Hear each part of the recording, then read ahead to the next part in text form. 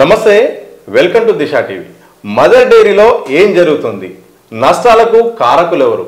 గత పాలక మండలి అవగాహన లేని చర్యల కారణంగానే ఈరోజు నష్టాల్లో ఉంది. అందుకనే డైరీకి సంబంధించిన భూములు అమ్మాల్సిన పరిస్థితి వస్తుందని కూడా ప్రస్తుత చైర్మన్ మధుసూదన్ రెడ్డి అయితే చెప్తున్నారు.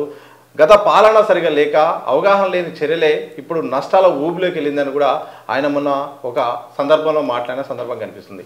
ఇదే నేపథ్యంలో మనతో పాటు మాజీ చైర్మన్ లింగాల శ్రీకర్ రెడ్డి గారు ఉన్నారు. ఆ వస్తున్న మదర్ డైరీపై వస్తున్న ఆరోపణలు పరిస్థితుల నేపథ్యంలో ఆయన రియాక్షన్ ఇవ్వడానికి ప్రస్తుతం మాతో ఉన్నారు. వారితో మాట్లాడే ప్రయత్నం చేద్దాం. శ్రీకర్ రెడ్డి గారు నమస్కారం. నమస్కారం. మదర్ డైరీ నష్టాల్లో ఉంది. మీరు పదవి చేపట్టినప్పుడు నష్టాల్లో ఉందా? మీరు పదవిలోకి వచ్చిన తర్వాత నష్టాల్లోకి తీసుకొచ్చారా? ఏం చెప్తారు? నేను గత 13-14 ఏళ్ళ నుంచి నడుస్తూనే ఉంది. ఏది నష్టాలనో లాభాలనో నడుస్తూనే ఉంది, రన్నింగ్ అయితేనే ఉంది. ఈ చైర్మన్ మాత్రం నేను భూములు అమ్ముతా అనేది ప్రత్యేక ఎజెండా పెట్టుకుంటాను. అవగాహన లేకుండా చేసిర్రు ఇది అని అంటే, అవగాహన అనేది వీళ్ళు అవగాహన లేకుండానే ఒక కేసు వేసిరు. ఏది నన్ను డిజాల్వ్ చేసిరు. ఎట్లా అంటే ఫస్ట్ నాకు నోటీస్ పంపించాలి. ఏది డీసీఓ దగ్గర పోతే డీసీఓ దగ్గర కంప్లైంట్ చేయడమే వీళ్ళకి అవగాహన లేదు. ఫస్ట్ డీసీఓ దగ్గర ఏం చేయాలి, నాకు ఫస్ట్ నువ్వు ఎందుకు ఎలక్షన్ పెట్టలేదు అని నాకు నోటీస్ రావాలి. అది రాలే, డైరెక్ట్ నన్ను డిజాల్వ్ చేసిరు. దాంతో పోయి నేను కోర్టుకు పోయినా, కోర్టులో స్టే తెచ్చుకున్నా, 2 ఏళ్ళు కంప్లీట్ చేసుకున్నా. ఫస్ట్ వీళ్ళకి అవగాహన ఉంటే నాకు ఫస్ట్ ఏంటంటే ఫస్ట్ ఇన్ఫర్మేషన్ ఇస్తారు, తర్వాత నేను సమాధానం ఇస్తా. ఆ సమాధానం మీద నువ్వు చేసేది తప్పు అని చెప్పి నన్ను డిజాల్వ్ చేద్దరు. అది కరెక్ట్ అవుతుండే. వీళ్ళు అవగాహన లేకనే నన్ను ఏం చేయలేకపోయారు. నన్ను అవగాహన లేకుండా నేను చేసిన అంటే నేను ఎట్లా ఒప్పుకుంటా? నేను అన్ని అవగాహన ఉండే చేసిన. ప్రతి ఒక్కటి నేను చైర్మన్ అయిన 2 సంవత్సరాలల్లో చాలా సంస్కరణలు తెచ్చినాం. మేము మా మదర్ డైరీలో చాలా ఖర్చులు తగ్గించుకున్నాం. కార్లు తీసేయడం కానించి వెళ్ళి ప్రతి ఒక్కరికి. ఇంకా ఏంటంటే నీకు టోటల్గా 4-5 కార్లు తీసేసిన. మొత్తం వ్యవస్థలా రోజు ఎట్లా అంటే పంచు సిస్టమేటిక్గా ఏది ఉద్యోగస్తులు టైంకి రావడం, టైంకి పోవడం అన్నీ ఒక ప్రక్షాళన చేసి కాస్ట్ పర్ లీటర్ తగ్గించుకొని గత 14 నెలలు అంటే 13-14 నెలలు మేము నాకు కూడా 3 బిల్లులు పెండింగ్ తోటి ఇచ్చారు. నేను ఆ 3 బిల్లులు కూడా నేను నింపిన. నేను చైర్మన్గా ప్రమాణ స్వీకారం చేసిన నాడు ఇదే 25 కోట్ల ఓడి ఉంది. అంటే ఓడి ఉన్నది, కట్టలేదు.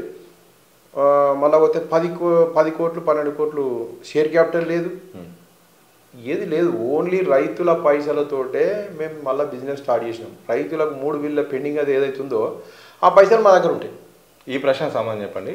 ఉండాల్సిన ఉద్యోగుల కంటే ఎక్కువ మంది ఉన్నారు. అంటే 200-300 ఉండే దగ్గర 300-500 మందిని రిక్రూట్ చేశారు. దాంతోపాటు ప్రమోషన్లు కూడా ఇచ్చారు. ఇది సంస్థపై కూడా పెద్ద ప్రభావం పడింది ఆర్థికంగా అనేది కూడా ఆయన ఆరోపణ.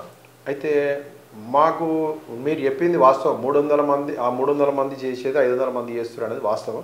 కానీ నా కాలంలో మాత్రం ఎవరు కొత్తగా ఎక్కలేదు. మేము కొత్త రిక్రూట్మెంట్ అనేది ఎప్పుడూ చేయలేదు. అది ప్రస్తుతం అంటే అప్పుడు ఎట్లుందో మేము కూడా అదే నడుపుకుంటూ వచ్చాం. 500 మందితో మేము కూడా నడుపుకుంటూ వచ్చాం. ఈయన కొత్తగా చెప్తే నేనైతే కొత్తగా ఎవరిని రిక్రూట్ చేయలేదు. 100% గ్యారెంటీ. అది గత 10-15 ఏళ్ళ బ్యాక్, ఒక 10 ఏళ్ళ కంటే ముందు అడగోలుగా నింపారు దాన్ని. కానీ మీరు తీసేసే అవకాశం ఉంది. తీసేసి ఎవరిని తీసేయలేము కదా, తీసేసే అవకాశం లేదు. కాకపోతే ఉన్నోళ్ళతో పని చేయించుకోవాలి. ఇంతమంది నేను పని చేయించుకున్నా. నెలకు 50 లక్షల వర్త్ మాకు అమూల్ నుంచి వచ్చేది. నేను 1,00,000 కోటి రూపాయలు చేసిన.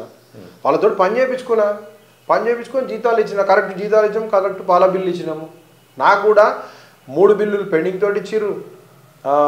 మున్సిపల్ ట్యాక్స్, వాటర్ బిల్లు అన్నీ పెండింగ్ తోటి ఇచ్చారు. నేను 5 కోట్లు 4.5 కోట్లు పెట్టి కొత్త బాయిలరు, కార్డ్ రూము అన్నీ కట్టించిన. నాకు కూడా అప్పులతోటే ఇచ్చారు కదా. నేను ఏనాడు భూమి అమ్ముతాను లేదు, నేను భూమి అమ్ముతాను అనలే. ఉన్నదో అప్పులు ఉన్నాయి వాస్తవం. దానికి కూడా మిత్తిలు 10 కోట్లు కట్టాను నేను అప్పు. తీసుకొని చూడండి.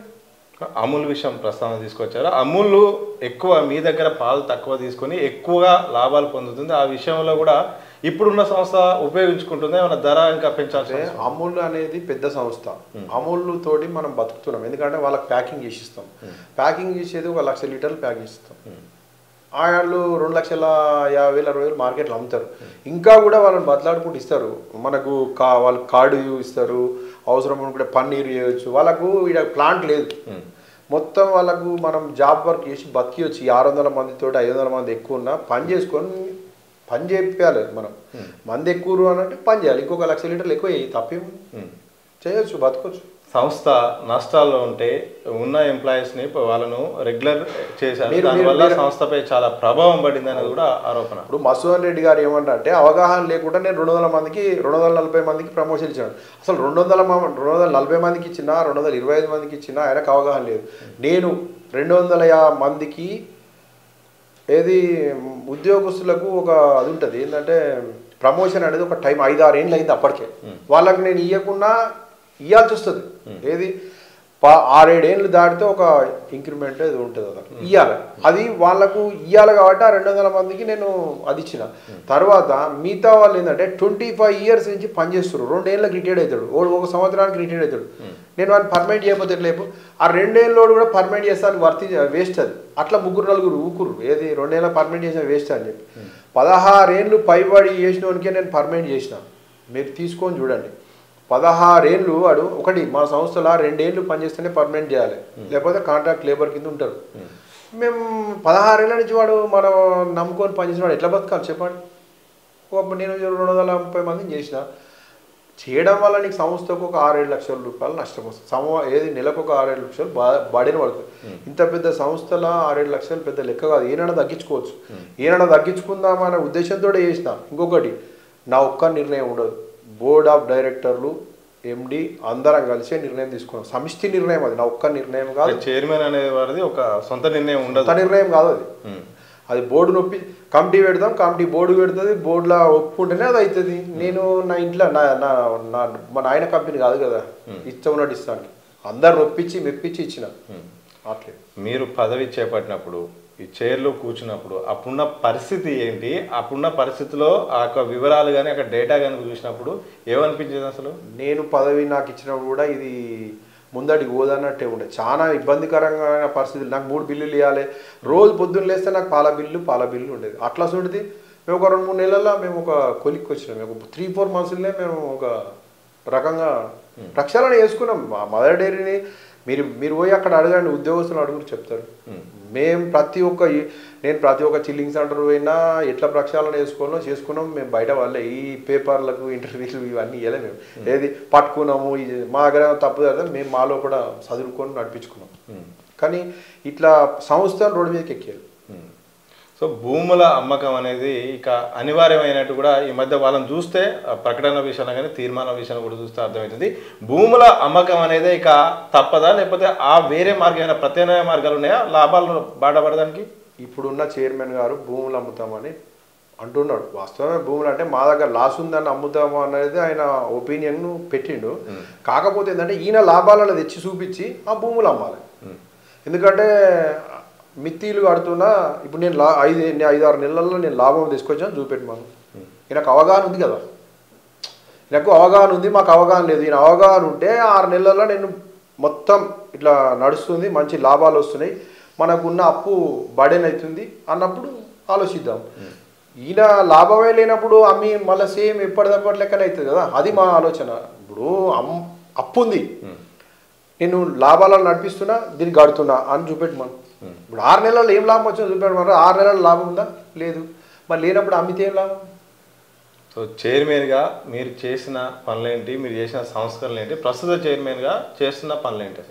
నేను చైర్మన్గా పదవి బాధ్యతలు చేపట్టినాక 1,00,000 కోటిన్నర పెట్టి ఒక బాయిలర్ పెట్టించిన, కార్డు ప్లాంట్ మొత్తం కొత్తగా కట్టించిన, క్రేట్ వాషర్ మిషన్ తెప్పించిన, స్క్రూ కాంప్రెసర్ తెప్పించిన. టోటల్గా 4.5 కోట్లు ఆ 3.5 కోట్లు పెట్టి మొత్తం ఎంత సుందరీకరణ చేయించినాం. అది చేసినాకనే అసలు ఒక డైరీ అంటే డైరీ లెక్క లేదు. నేను పోయినాడు బోర్డు కూడా లేదు మీద చక్కగా, బోర్డే లేదు. బోర్డు అంటే అంత ఖరాబ్ అయిపోయింది.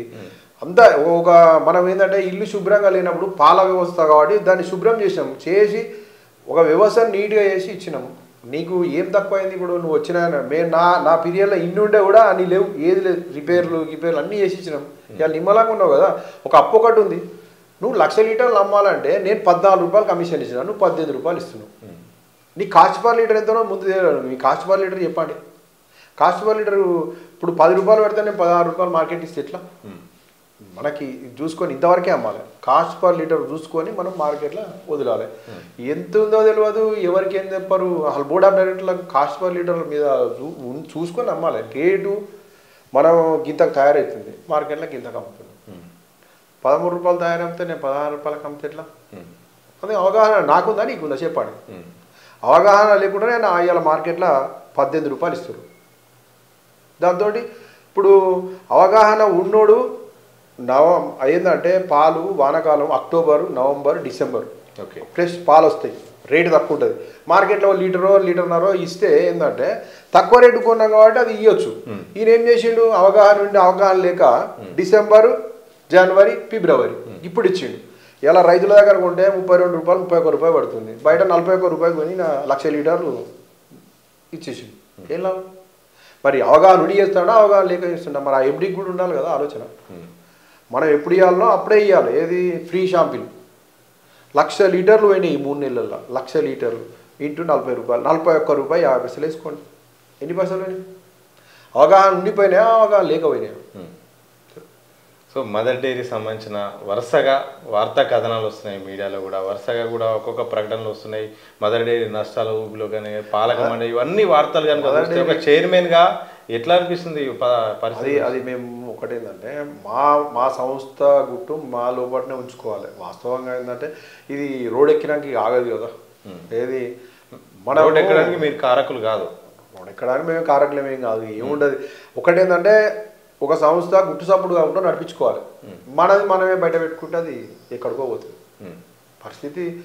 కొన్ని చెప్పేటి ఉంటాయి, కొన్ని చెప్పేటి ఉంటాయి, కాన్ఫిడెన్షియల్ విషయాలు ఉంటాయి, చెప్పు నడిపించుకోవాలి. కానీ ఈ చైర్మన్ ఏమో ఈయన ఈ జిఎస్టీ కట్టిండు, ఇది కట్టిండు అంటే అది కట్టేది ఉంటుంది, చెప్పేది ఉంటుంది. సంసారం చేసినప్పుడు కొన్ని చెప్తాం, కొన్ని చెప్పాం. కానీ ఈయన అన్ని బయట పెట్టుకుంటే గిట్లే ఉంటుంది, రోడ్డుకి ఎక్కినట్టు ఉంటుంది. అమ్ముతుంది పోయేదని రోడ్డుకి ఎక్కినట్టు ఉంటుంది. సో రైతులు అనేవాళ్ళు హక్కుదారులు. సో హక్కుదారుల తరపు నుండి ఏం చెప్పదలుచుకున్నారా, పాత్ర ఏంటి అసలు? మా నల్గొండ రంగారెడ్డి యూనియన్లో పాల ఉత్పత్తిదారులకు ఎంత హక్కు, అందరికీ హక్కే ఉంటుంది. ఏది ఊర్లో సభ్యులకు కూడా హక్కే ఉంటుంది. ఇది ఏం జరిగినా వాళ్ళు కూడా నిర్ణయాధికారులు వాళ్ళు కూడా అమ్మమని చెప్తేనే, వాళ్ళ దగ్గరికి వెళ్ళి నిర్ణయం అమ్మమని వస్తేనే ఇది అమ్మాలి. ఏ చైర్మనో ఏ డైరెక్టరో అమ్ముదానికి లేదు. ఊర్లోకి వెళ్ళి ఊర్లలో తీర్మానం చేసి అమ్మమని వచ్చినప్పుడు అమ్ముకోవచ్చు. సో నష్టాలు అనేది ఒక పదాన్ని తీసుకొచ్చి భూముల్ని అమ్మే ప్రయత్నంలో దాని ప్రధాన ఉద్దేశంగా అన్నట్టు మీరైనా చెప్తున్నారా? ఇప్పుడు భూమి అమ్మదాన్ని ప్రధాన ఎజెండా పెట్టుకురు. కానీ కొంతమంది చైర్మన్లు ఏంటంటే ఇవాళ 2 కోట్లు అమ్ముతున్నాం, రేపు రీజనల్ రింగ్ రోడ్ వస్తుంది, 5-6 కోట్లు వస్తే మన పైసలు వస్తాయి, మిత్తిగట్టికి అట్లే నడిపిరు అనేది కొంతమంది ఆలోచన. ఇలా 2 కోట్లకు అమ్ముకున్నా రేపు 4-5 కోట్లు వస్తాయి. సరే మిత్తే కడుతున్నాం కదా, రూపాయి ఇంట్రెస్టే కదా, బ్యాంక్ ఇంట్రెస్ట్, అదే అట్లే కట్టి నడిపియండి అనేది కొంతమంది ఆలోచన. గత పాలక మండలి వరుసగా వివిధ రకాలుగా అన్ని రకాలుగా తీసుకున్న నిర్ణయాలే ఈరోజు నష్టాలకు కారణం. ఒక్కొక్కటిగా ఏ ఒక్క అంశాన్ని కూడా, అంటే అన్ని కారణాల వల్ల కూడా ఈరోజు పెద్ద సమస్యగా మారిపోయింది. కనీసం అనాలోచిత నిర్ణయాలు, అవగాహన రాహితమైన పనులు చేశారనేది కూడా వస్తున్నారు ఆరోపణ. ఒకటి ఏంటంటే అంతకుముందు మనకు ఢిల్లీ మదర్ డైరీ మార్కెట్ల పాలు అమ్మేది. వాళ్ళు మనల్ని కొద్దిగా ఇబ్బంది పెట్టినప్పుడు మనం ఏం చేసామంటే డైరెక్ట్ మార్కెట్ మనం చేస్తున్నాం, ఏది నార్మల్ పేరు మీద. అప్పుడు కొద్దిగా నష్టాల బాట పట్టి, అంతకుముందు మంచిగానే ఉండే ఆడికి అట్లా మనం ఏమున్నా 1 రూపాయి వస్తే రైతుకే ఇచ్చినాం. ఇప్పుడు ఇలా ఉంచుకునేది ఏముండదు, లాభం వస్తే రైతులకు ఇస్తాం, ఎప్పుడన్నా లాభాలు లేనప్పుడు 1 రూపాయి 2 రూపాయలు తగ్గిస్తాం. ఇది కోఆపరేటివ్ చట్టం ప్రకారం చేసేది. లాభాలు ఆర్జించి మా ఇంట్లోకి వచ్చేది ఏం కాదు. ఎప్పుడైతే రైతు లాభం వస్తుందో దానికి మేము గ్రాంట్ రూపంలో ఇస్తాం. ఇంకోటి, నేను చైర్మన్ అయినాక ఆవు పాలకు 5 రూపాయలు పెంచిన, బర్రె పాలకు 6 రూపాయలు పెంచిన. ఈ చైర్మన్ రాగానే రూపాయన్నర దించిండు. మరి ఆ రూపాయన్నర తీస్తే నేను రోజు 60,000-70,000 మిగులుతాయి. మరి ఏం చేస్తుంది పైసలు? బిల్లు ఎందుకు ఇస్తలేడు? నేను వచ్చినా నాకు ఇది నష్టాలలో ఉందని తెలుసు, అయినా కూడా నేను అంత రేటు పెంచినా, ఇచ్చినా లేదా మీరు తెలుసుకోండి. కానీ నష్టాల్లో ఉన్నప్పుడు మీరు ఎందుకు వాళ్ళకు రైతులకు కూడా రేటు పెంచాల్సిన పరిస్థితి వచ్చింది? ఒకవైపు సంస్థ పైన ఆర్థిక భారం పడే అవకాశం లేదా? ఇప్పుడు వాళ్ళు కూడా ఆరోపిస్తున్న సందర్భం ఉంది కూడా ఉంది. అయితే మీరు అడిగిన మంచి క్వశ్చన్ ఏంటంటే, భారం ఉన్నా కూడా రేట్ ఎందుకు పెంచిన అంటారు కదా. మేము మార్కెట్లో కొనుక్కుంటే 42 రూపాయలు 40 రూపాయలు పాలు వస్తున్నాయి, ఇప్పుడు బయట దొరుకుతుంది, రేట్ ఎక్కువ ఉంది. అదే మా దగ్గర అయితే 32 రూపాయలకు ప్రొక్యూర్మెంట్, రైతుల దగ్గర అయితే తక్కువకు వస్తుంది. నేను ఆ రేటు వాళ్ళకి ఇచ్చే రేటే వీళ్ళకి ఇచ్చిన. మీకు అర్థమైందా? నేను బయట ఎక్కువ రేటు పెట్టి కొనే బదులు నేను ఎక్కినప్పుడు 39,000 మా ప్రొక్యూర్మెంట్, 39,000. నేను ఈ 39,000 వస్తే మనం ఏం బతామని చెప్పి నేను రైతుకు ఈ రేట్లు పెంచిన 25 లీటర్లు పోసినానికి ₹2, 50 లీటర్లు పోసినానికి ₹3, ఇట్లా బల్కు అవి కూడా ఇచ్చిన నేను. నీకు ఎంబడే నా ప్రొక్యూర్మెంట్ ఏడికి పోయింది, 1,30,000 లీటర్లకు పోయింది. నాకు వచ్చిన 39,000 నుంచి వెళ్ళి 1,30,000కు పోయినాం. మళ్ళీ అట్లా కూడా నష్టపోయినాం. మేము అమ్మేది 70-80,000, మళ్ళీ ఎక్సెస్ పాలు మిగిలినాయి. మేము నష్టపోయింది ఆ ఎక్సెస్ పాలు మా రైతులకే నేను ఏది ఎక్కువ ఇచ్చిన అనుకుంటా అని చెప్పి. ఇప్పుడు ఇంతకుముందు బయట కూడానే పైసలు బయట పోతాయి కదా, మా రైతులకు ₹3.60 లెక్క ఎక్కువ ఇచ్చిన నేను. ఎందుకంటే ఈ మార్కెట్లో ఎక్కువ కొని తక్కువ కమ్మినప్పుడు నష్టం వస్తుంది. నేను రైతులకే పోయి 8 కోట్లు నేను రైతులకే పంచిన పైసలు, కానీ పెద్దగా మేము నష్టాలలో వచ్చింది ఏం లేదు.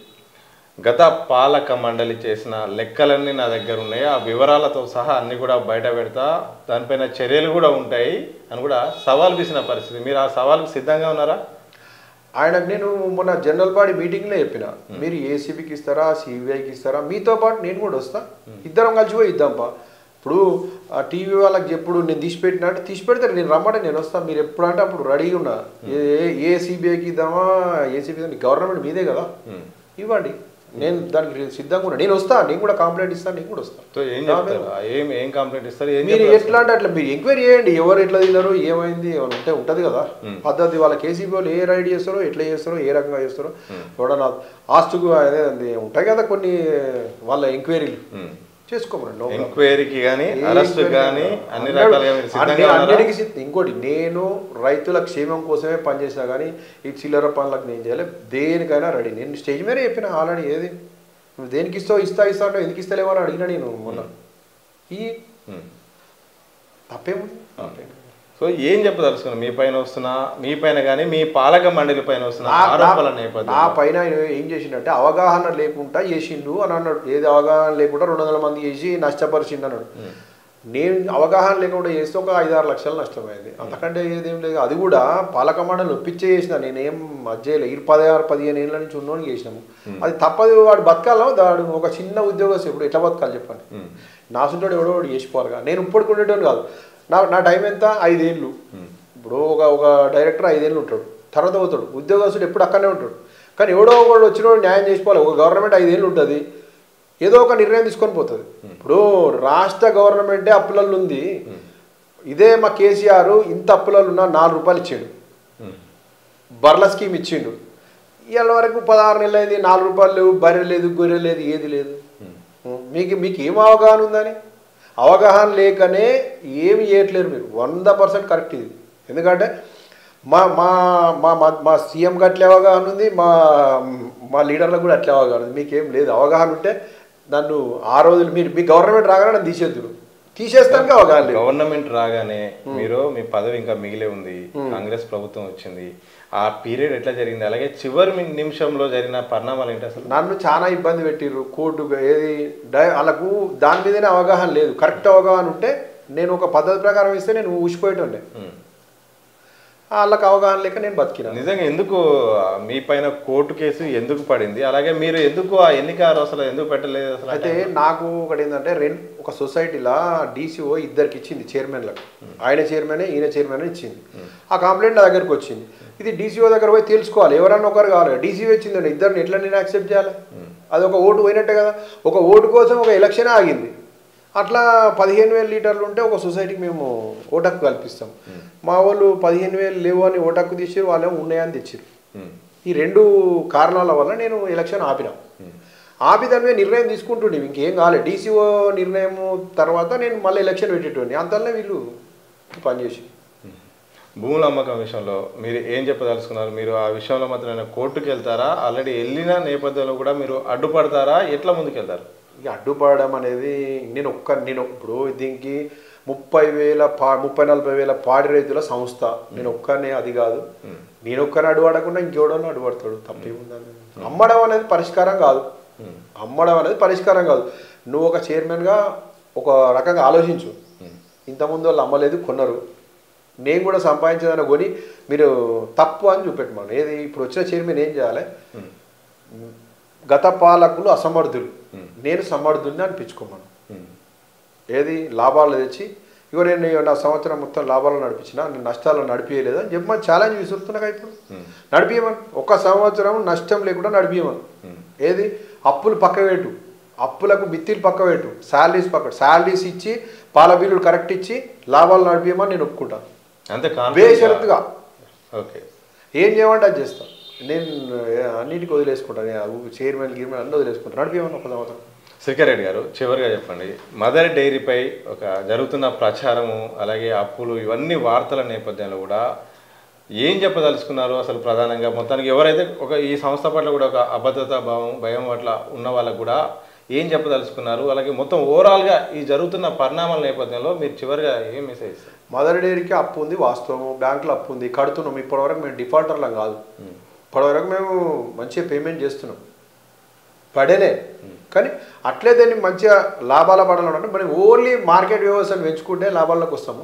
1,00,000 లీటర్లు దాటితే ఆటోమేటిక్గా లాభాల్లోకి వస్తుంది ఈ చైర్మన్ ఇంత ఇబ్బంది పడాల్సిన అవసరం లేదు ఓన్లీ 1,00,000 లీటర్ మార్కెట్ పెంచమన్నాం మార్కెట్ ఇలా రేట్ ఎక్కువ ఇచ్చి మార్కెట్ పెంచని ఇబ్బంది కూడా ఏం లేదు కాకపోతే ఇతరుల మీద అబాండాలు వేయొద్దు నువ్వేం రేట్ ఇచ్చినావు నేనేం రేట్ ఇస్తాను ఇక మళ్ళీ ఇది పెరుగుతుంది నేను 14 రూపాయలు ఇచ్చినా నువ్వు 18 రూపాయలు ఇస్తున్నావు నీ అవగాహన అనేది నా అవగాహన నాది సరే అది నష్టాలు వస్తాయా లాభాలు వస్తాయా నా పీరియడ్లో నా పద్ధతి ప్రకారం నేను ఇంచు మందం బయటికి దొక్కకుండా ఒకటి కామెంట్ చేయకుండా నడిపించుకున్నాను 2 ఇయర్స్ నేను నన్ను ఎవరు కామెంట్ చేయలే నేను ఇంకోరు కామెంట్ చేయలేదు ఆ 4 నెలలు 5 నెలలు ఇన్ని కామెంట్లు ఏంది గత చైర్మన్ నాకంటే ముందు చైర్మన్ దిగిపోయాడు కదా ఆయన మీద ఒక్క అపాయింట్ చేయలే ఆయన ఏదైనా చేసిపోయినా కూడా ఒక గౌరవంగా చూసిన అంతకుముందు చైర్మన్ కూడా ఎవరిని కూడా ఏ చైర్మన్ పేరు నేను నోటకెళ్ళి వలకలేదు పేపర్లలో శ్రీకర్ రెడ్డి 10 కోట్లు అప్పు చేసింది 10 కోట్లు నేను ఎందుకు అప్పు చేస్తాను అదేమన్నా నా సొంతం నా ఇది కాదు ఏది ఉన్నా నిర్ణయాధికారం పాలక పక్షాన్ని ఉంటుంది ఎండీది ఉంటుంది వాళ్ళందరినీ కలుపుకొని నేను చేస్తాను ఒక్కరిని చేసేది కాదు నష్టం వచ్చినా లాభం వచ్చినా అందరం బాధ్యులమే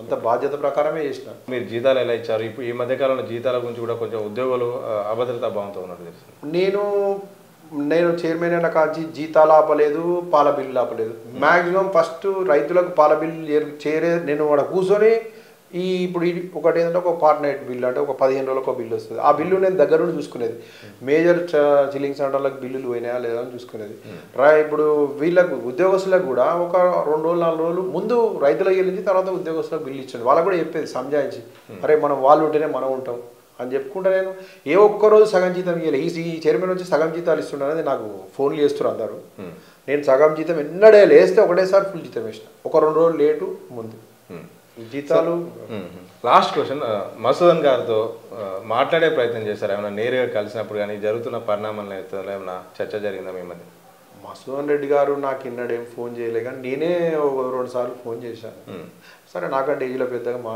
రిలేషనే చేసి ఈ ట్రాన్స్ఫర్ల గురించి ఇంతమందిని ఒకటేసారి ఇట్లా చేస్తారే బాగుండదు కదా అని చేసిన సరే చేయాలి కదా సంస్థ ఇట్లా అని మాట్లాడాను ఒకటేసారి ఏ వాళ్ళు కొంతమంది ఇబ్బంది పడుతుంది ఎందుకంటే చిన్న ఉద్యోగస్తులు కదా ఒక 50 కిలోమీటర్ 30 కిలోమీటర్ పోయేస్తారు 100 కిలోమీటర్ పోయి రావాలంటే ఇబ్బంది అవుతుంది చాలా మంది నాకు అదే ఫోన్ చేస్తారు ఒకటి ఇక్కడ ఆలేరు నుంచి వాడు ఎక్కడికో పోయి రావాలంటే రెండు పూటలు పోయి రావాలి మా ప్రొక్యూర్మెంట్ పొద్దున ఉంటుంది ఈవినింగ్ ఉంటుంది అట్లా ఇబ్బంది అవుతుంది సార్ అని చాలా మంది ఫోన్ చేస్తారు అది ఒకటేసారి 95 మందిని చేయడం అయితే పద్ధతి కాదు okay thank you very much అండి మొత్తంగా మదర్ డైరీ అనేది కొత్తగా అప్పులోకి వచ్చింది కాదు గతం నుండి అప్పులు ఉన్నాయి కానీ సంస్థ ప్రయోజనాల దృష్ట్యా సంక్షేమం దృష్ట్యా కొన్ని నిర్ణయాలు తీసుకోవాల్సి వచ్చింది ఎట్లయినా హక్కుదారులకు అలాగే పాల ఉత్పత్తిదారుల వాళ్ళకి న్యాయం కోసం కొన్ని నిర్ణయాలు తీసుకొచ్చింది అలాగే కొంత వాళ్ళ ఉద్యోగ భద్రత కోసం కూడా మానవీయ కోణంలో వాళ్ళకు కొంతమందికి ప్రమోషన్ ఇవ్వాల్సి వచ్చింది పర్మనెంట్ చేయాల్సి వచ్చింది అది కూడా సంస్థపై పెద్ద ప్రభావం పడేంత అమౌంట్ కూడా కాదు